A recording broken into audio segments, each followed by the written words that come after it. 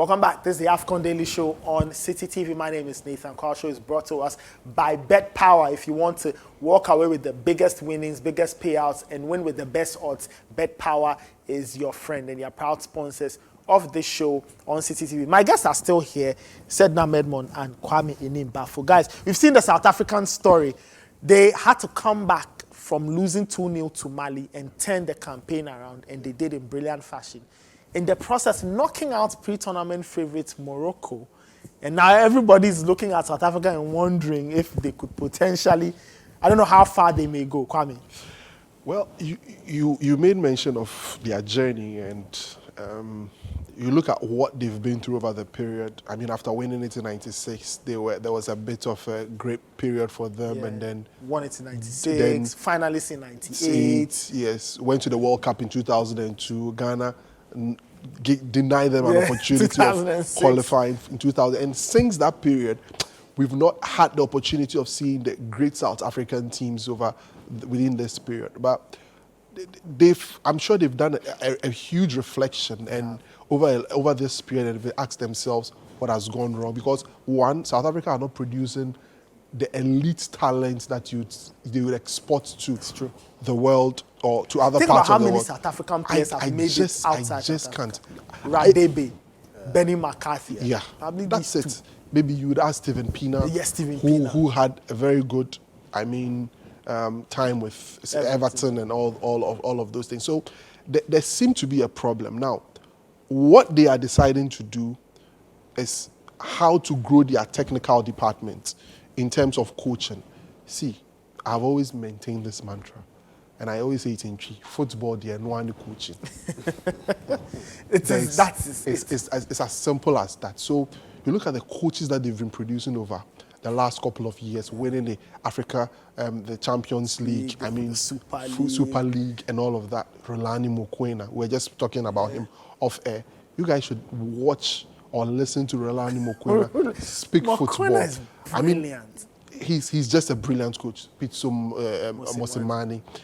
These are, so you could see that there is something happening in there.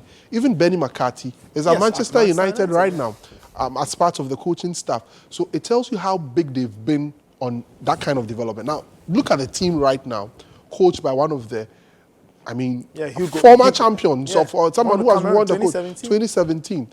And I listened to how he was even talking about his player selection. Why he made mention of the issue that he doesn't care if you play for PSG, he doesn't care if you play for Manchester United or whatever team that you play for.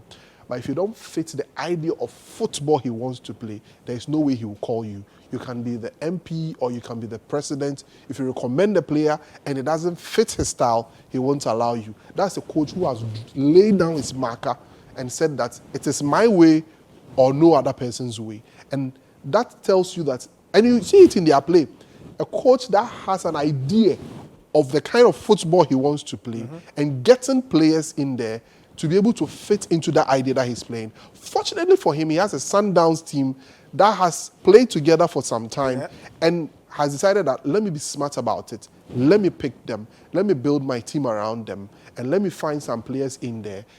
When he was going to the tournament, he had issues with the strikers that were going to, play. And people were like, how are you going to get your goals? His idea has been that let me get a team that would play together. Some way, somehow, we'll find ourselves working our way up front. When we get there, and you see the way they progress the ball, you see the way they work their way forward. And that tells you that this is a team that is very well organized and playing according to the philosophy that the coach like you said, they don't have an out-and-out. They don't have a Mabululu or a Gelson Dalla. Yeah. But they are here. Yeah. And all the goals have come from different places. This attacking player, Temba Zwane, Sundowns, Pesita, ex-Sundowns player. And that chemistry from Sundowns is helping. Plus the great. And a lot of people see Sundowns and they think the football is nice. They are a very disciplined team. Go and watch them. Very disciplined team. And Edmond, let me get your bit on. Kwame was talking about development and how we do a horrible job at it. The South Africans are producing players who, the players are coming to. Two of their players played in the Olympic Games. Yes. Yeah. You see, it's becoming something special that they are doing. The South African League has always been one that we sit here in this country and look up to try and emulate. They don't get a lot of people even watching their games, but the game is Sometimes growing. the games are played in empty stadiums. It's growing. They are doing something right. In this case, maybe they don't have the excellent talent. Like I said, now talent is not it again. Talent is not it.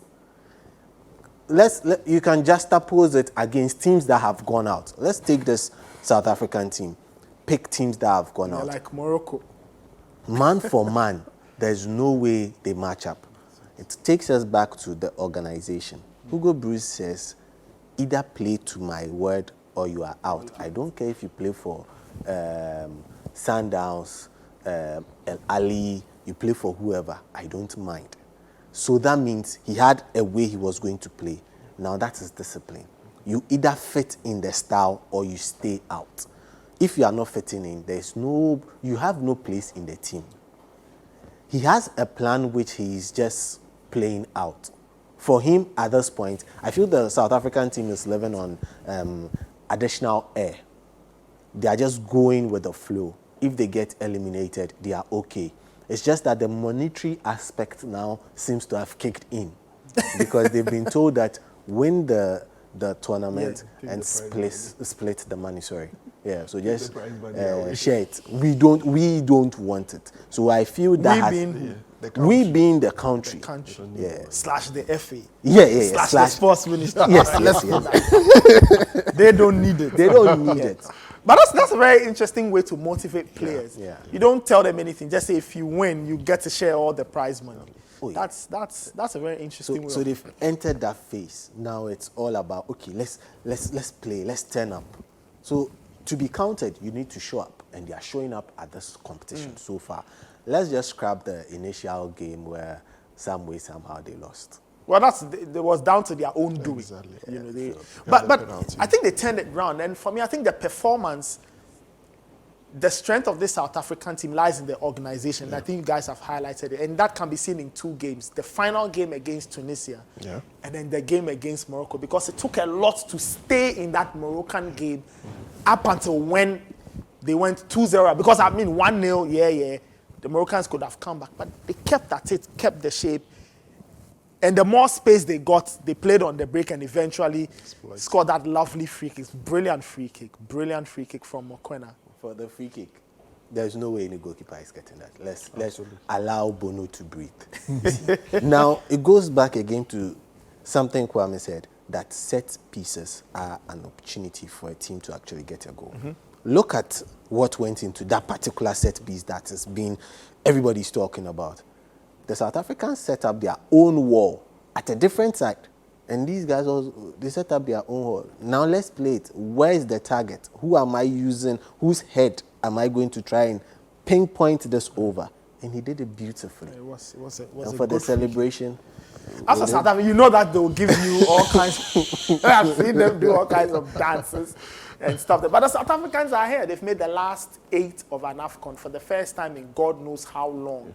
And we'll see how well they do. Again, it's a test of what they are doing. And like I said, shout outs to them in terms of the kind of players they are producing. And I think Wulani Mokoena made a point. He said, if there's anything he would want to eradicate in South African football, is this over-glorification of players at a young age. And this was very rife up until very recently, South African football, where somebody plays 2 good games in the PSL, and hey, he's the next superstar. And they say that it kills a lot of players. And you can tell that also the players are very grounded, very disciplined.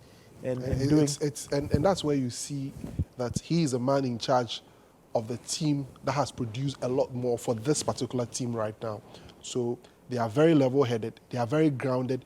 They have great education as to what to do exactly, and that's what we are seeing. It makes it easier for any team at the national team, every coach at the national team level to pick that team, because you can easily mold them to play a specific way for you in the tournament, and that's exactly what we are seeing. All right, we'll see how far South Africa will go. Let's